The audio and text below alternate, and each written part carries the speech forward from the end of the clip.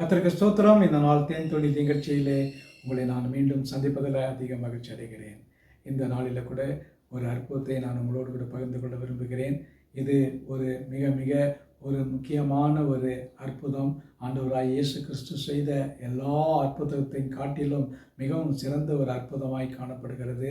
அது என்னவென்று சொன்னால், அவர் அதிகமாக நேசித்த தம்முடைய நண்பனாகிய லாசருவை உயிரோடு எழுப்பினது. உங்கள் எல்லாருக்கும் நன்றாக அந்த சம்பவம் நன்றாக தெரியும்.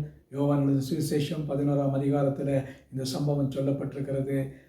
சுருக்கமாக சொல்ல வேண்டும் என்று சொன்னால், இயேசு அவன் மரித்து போயிருக்கிற நேரத்தில் அவர் அங்கே இல்லை, பெத்தானியாவில் இல்லை.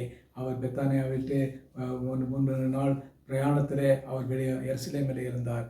அப்பொழுது தான் அவருக்கு தகவல் போகிறது, லாசரு நித்திரையாயிருக்கிறான் என்று. அதன் பின்பு வெளிப்படையாகவே இயேசு என்ன சொல்லுகிறார், நான் போய் அவனை எழுப்புவேன், அவன் நித்திரையாயிருக்கிறான் என்று. அதன் பின்பு வெளிப்படையாக சொன்னார், லாசரு மரித்து போனான் என்று. அதன் பின்பு பார்க்கின்ற வேளையில் தோமாவும் அவரோடு கூட சேர்ந்து நாமும் போய் அவனை லாசருவை எழுப்புவோம் என்று அவரோடு கூட சென்றான். அந்த நேரத்தில் அவருக்கு பலவிதமான எதிர்ப்புகள் அங்கு காத்து கொண்டிருந்தது. அவைகளெல்லாம் அவர்கள் புறந்தள்ளிவிட்டு அந்த நேரத்தில் லாசரு வைக்கப்பட்டிருந்த அந்த கல்லறை இடத்துல வருகிறார்கள். மார்த்தாள் அழுகிறாள். மார்த்தாள் சொல்லுகிறாள், அவன் உயிர்த்தெழும் நாளில் இயேசு சொல்லுவார், அவன் உயிர்த்தெழுவான் என்று சொன்னார்.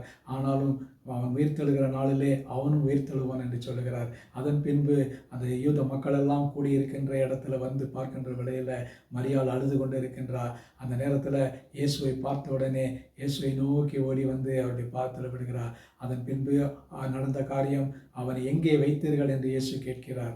அப்பொழுது பார்க்கும் பொழுது இயேசு மிகவும் கலங்கினார் என்று பார்க்கிறோம். அவனை கல்லறையிலே வைத்து விட்டார்கள். செத்து 4 நாளாயிற்று என்று அந்த நேரத்தில் தகவல் சொல்லப்படுகிறது. அப்படிப்பட்ட வேளையில் இயேசு கண்ணீர் விட்டார் என்கிறதான ஒரு வார்த்தை சொல்லப்பட்டிருக்கிறது வேதத்தில். எங்குமே கலங்காத இயேசு தன்னுடைய நண்பன் லாசரு மரித்து போன பின்பு அவர் அந்த நேரத்தில் கலங்கினதை பார்க்கிறோம், கண்ணீர் விட்டதை பார்க்கிறோம். அவர் ஒரு மனதுருக்கத்தின் தேவனாக இருக்கிறார். அவர் கடவுளாக இருந்தாலும் மனுஷனாக அன்பிலே அவர் மனுஷகத்தில் இருக்கின்ற வேளையில் கண்ணீர் விட்டார் என்று பார்க்கிறோம். அதோடு கூட நிறுத்திவிடவில்லை. என்ன செய்ய முடியும், அவன் மரித்து விட்டான், எல்லாம் முடிந்து விட்டது என்று நினைக்காதபடிக்கு அவனுடைய கல்லறையிலே வந்து தேவனிடத்திலே ஒரு ஜெபிக்கிறார். அந்த ஜெபம் தான் வல்லமையுள்ள ஜெபம். தேவனை நோக்கி வேண்டி கேட்கிறார், இந்த மக்கள் காணும்படியாக நீர் மகிமைப்படும், லாசருவை எழுப்புறதுக்கு நீர் மகிமைப்படுத்த வேண்டும் என்று அந்த இடத்துல கேட்கிறார். தேவன் இயேசுனுடைய வார்த்தையை கேட்கிறார். கேட்டு அதன் பின்பு இயேசு லாசருவே வெளியே வா என்று சொல்லும் பொழுது அவன் கட்டுகளோடு கூட வெளியில் வருகிறான். அந்த கற்கள் எல்லாம் புரண்டது, அவன் வெளியிலே வருகிறான். அதன் பின்பு அவரை பார்த்து அந்த கட்டுகளை எல்லாம் அவிழ்த்து விடுங்கள் என்று சொல்லுகிறார். கல்லறையிலிருந்து வெளியே கொண்டு வர செய்த தேவனுக்கு கட்டுகளை அவிழ்த்து விடுவது மிக எளிது.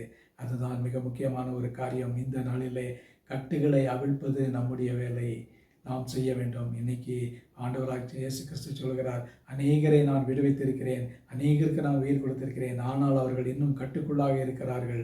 அந்த கட்டுக்குள்ளாக இருக்கிற மக்களை நீங்கள் கட்டை அவிழ்க்க வேண்டும் என்று சொல்கிறார். நமக்கு கொடுத்த கட்டளை இந்த கட்டுகளை அவிழ்த்து அவர்களை வெளியே கொண்டு வர வேண்டும். அப்படியாக நாம் செய்கின்ற வேளையில் நிச்சயமாகவே கர்த்தர் பல அற்புதங்களை இந்த நாளில் கூட இப்பொழுதும் கூட செய்ய வல்லவராக இருக்கிறார். லாசருவை உயிரோடு எழுப்பின தேவன் நிச்சயமாக இன்னும் அநேக எல்லா காரியங்களிலும் இன்றும் கூட அற்புதங்களை நிகழ அவர் வல்ல தேவனாக இருக்கிறார். ஆகவே அதை நாம் விசுவாசத்தோடு மேற்கொள்வோமா? கர்த்தர் நம்மோடு கூட இருப்பார் என்று சொன்னால் அவருடைய அற்புத கரங்கள் நம்மோடு கூட இருக்கிறது. அதை கொண்டு ஆண்டவர் இயேசுவினுடைய நாமத்தினாலும் இயேசுவினுடைய வார்த்தையினாலும் இயேசுவை கொண்டும் அநேக அற்புதங்களை நாம் செய்ய முடியும். அநேக லாசர்களை எழுப்ப கூட நம்மாலே இந்த காலத்தில் நடந்து கொண்டு வருகிறது. அநேகர் எழுப்பி இருக்கிறார்கள். இந்த நாளிலே அது நடக்க வேண்டிய சம்பவமாக இருக்கிறது. ஆகவே இந்த நாளிலே விசுவாசத்தோடு கூட அநேகரை கட்டவிழ்ப்போம். நல்ல ஆண்டவரே, நன்றியோடு துதிக்கிறோம், ஸ்தோத்திரிக்கிறோம். ஆண்டவரே, இந்த வேளையில் கூட ஆண்டவரே, கல்லறையிலிருந்து வெளியே வந்தும் கூட கட்டோடு இருக்கிற மக்களை நாங்கள் கட்டவிழ்க்க நீங்கள் கிருபை செய்யுங்க. இயேசு செய்தது அற்புதம் மகிமைப்பட ஆண்டவரே, இந்த நாளில் இன்னும் அநேகர் விடுதலை பெற நீங்கள் கிருபை செய்ய வேண்டுமா ஜெபிக்கிறோம். ஆசீர்வதிங்க. மீட்பர் இயேசுவின் நாமத்தில் ஜெபிக்கிறேன் நல்ல பிதாவே. ஆமேன், ஆமேன். கர்த்தர் உங்களை ஆசீர்வதிப்பாராக. இந்த நாள் ஒரு ஆசீர்வாதமான ஒரு நாளாக உங்களுக்கு அமையட்டும்.